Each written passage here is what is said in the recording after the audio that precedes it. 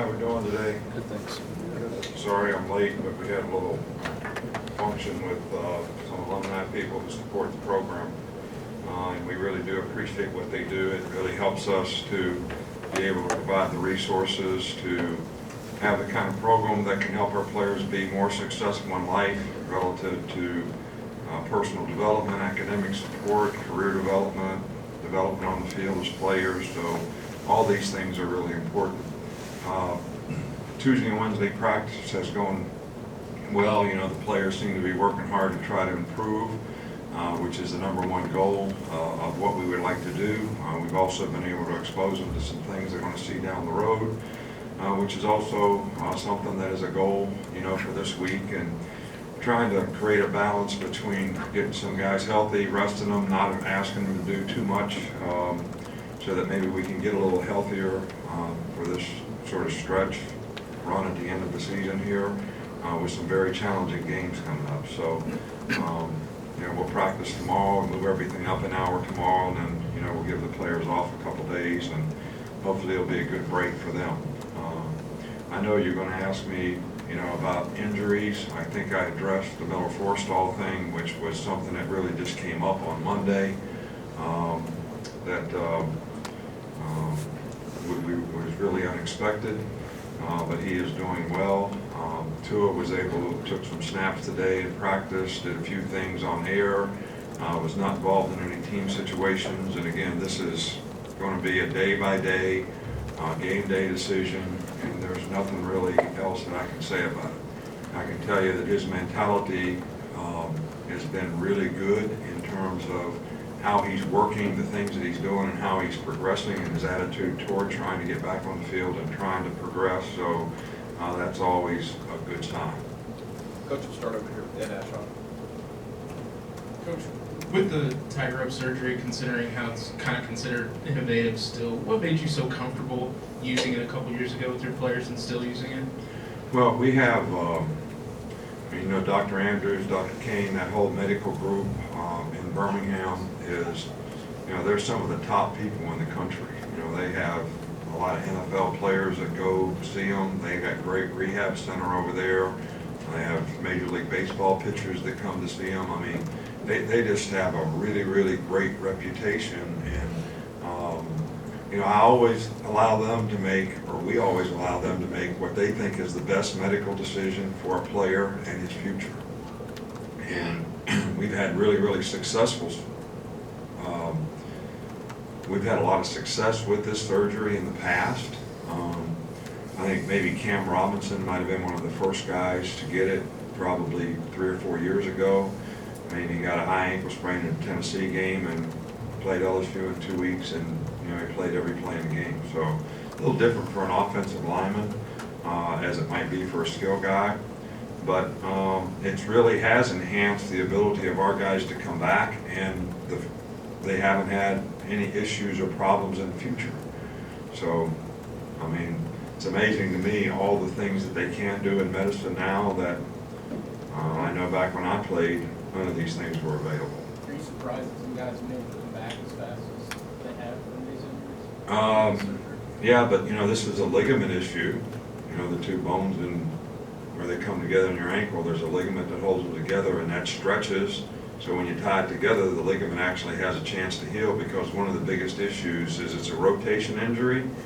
So every time you turn a little bit on your foot, all right, those bones move, so it affects healing.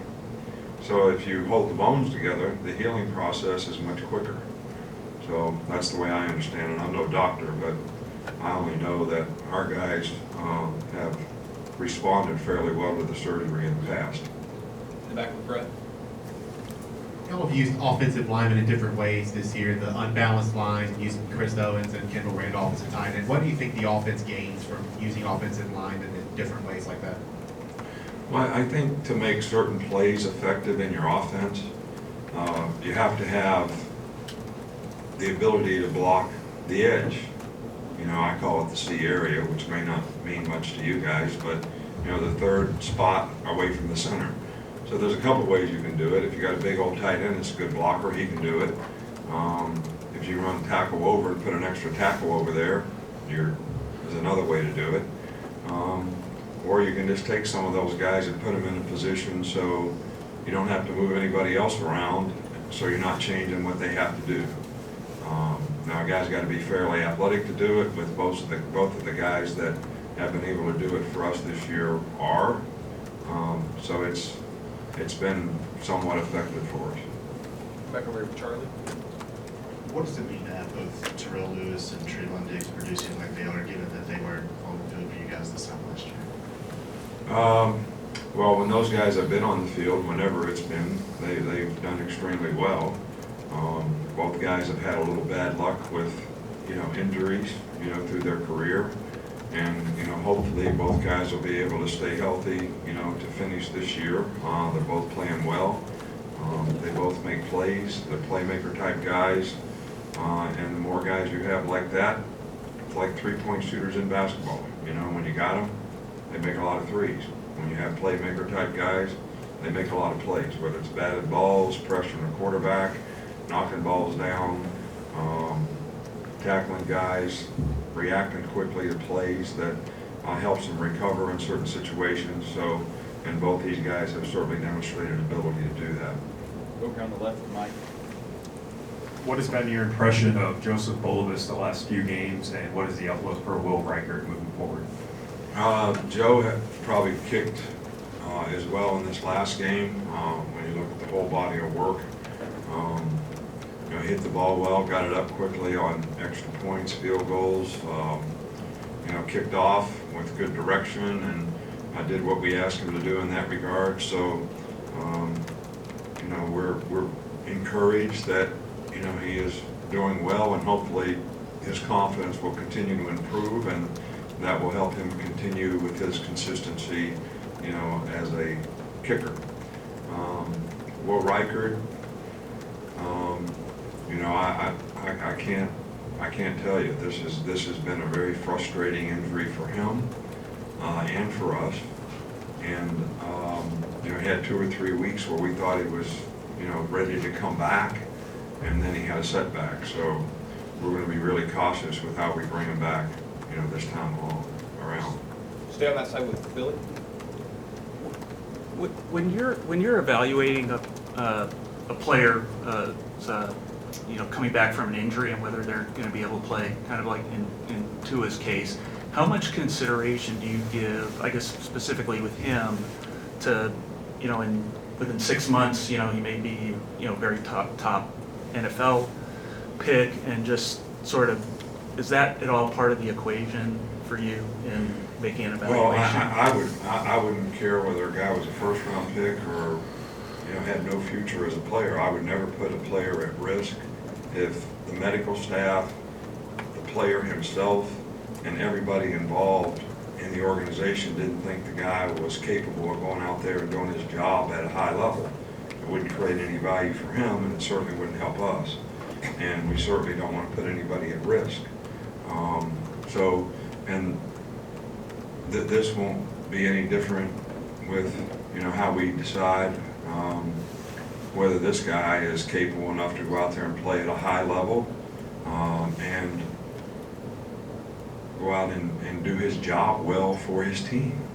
And I know he'll want to play, but the big thing that I always ask a player, and I tell him, I know you want to play. Tell me, can you go do your job?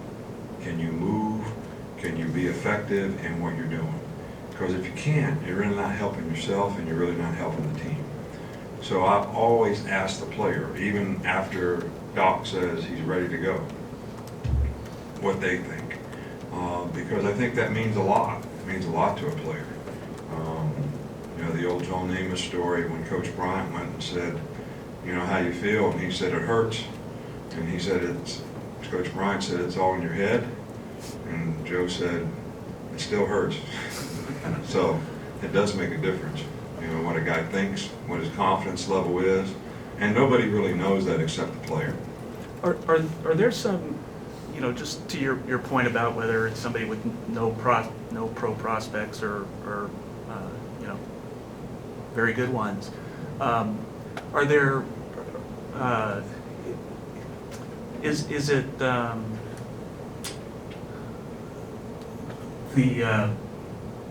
do I say this?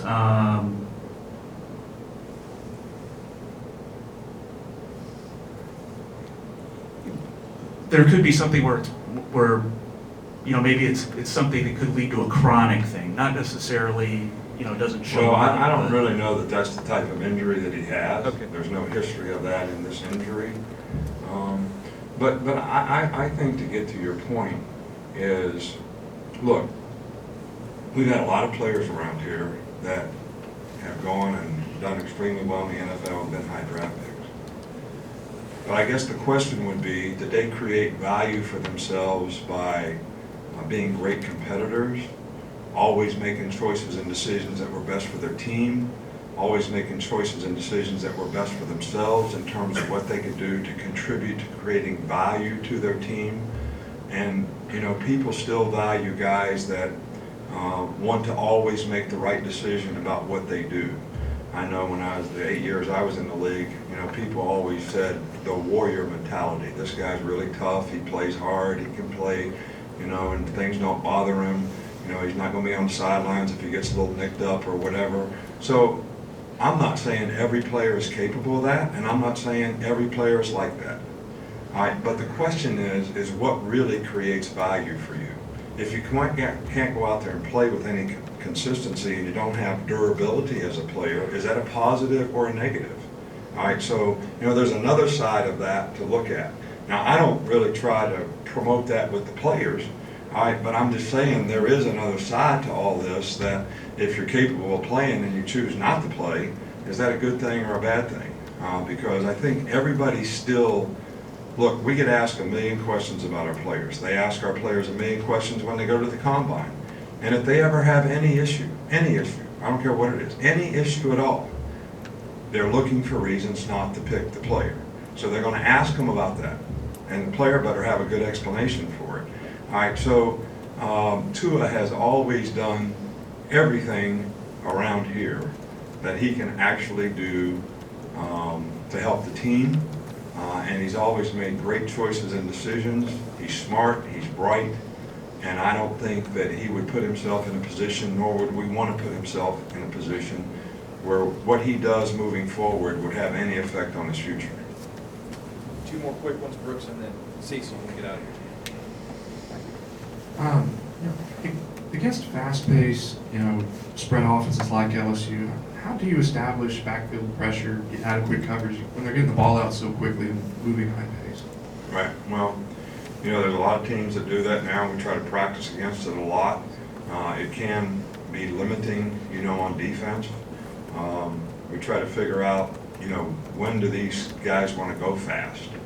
LSU doesn't go fast all the time. They look at the sidelines a lot, to get the call from the coach who's trying to figure out what defense you're playing so they can be in the best place and it can help the quarterback to know where he's going to go with the ball. So, and then when you go fast, you don't really know what the defense is going to do. So it works both ways. You could have a play called fast and they do a certain thing and that play's not good against that.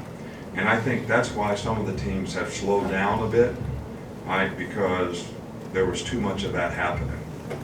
And I can only give you from our experience, every time we would make a big play the last couple of years, we wanted to go fast down by the goal line. We'd complete a ball at the 2-yard line, we'd go fast. Then run sticky blitz and bring guys off of both sides, edges, and we can't block them, and back gets blowed up for a 2-yard loss. So who is a smart guy on that deal? All right, so it can work both ways, all right, when you try to do that.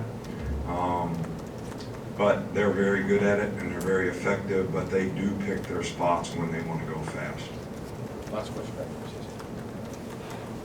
Coach, other than not giving injury updates, do you have any plans for your birthday tomorrow? I'm really kind of focused on what I'm going to do when this press conference is over, which is talk to recruits, watch practice film, get more ready for LSU so we can have a good practice, relative to that tomorrow. And then when that's all over, it's going to be whatever Miss Terry tells me to do, right? Which is usually how it is when I get time off. You know, around here, I get to tell people what to do, but when we're off, I get told what to do. So, and I'm okay with that, really. I think I'll enjoy it for a day or two. Okay, Coach. All right, Thank you. thanks. Thank you.